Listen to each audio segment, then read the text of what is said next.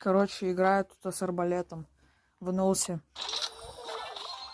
Тут начинаю, как обычно, но у чела оказывается крыша. Ну, короче, вот. Начинаю, вот задефался, тут это плохо. Но это нормально. У него уже допустимый урон есть, а у меня еще нету. Тут я кручу, короче, цикл. Тут он дефает как еблан полный.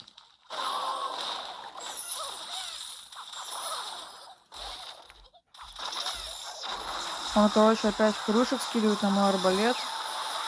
Я получаю допустимый урон. Что за деф? Он опять начинает с принцессы. Я ему уже ломаю корону. И все, я выиграл.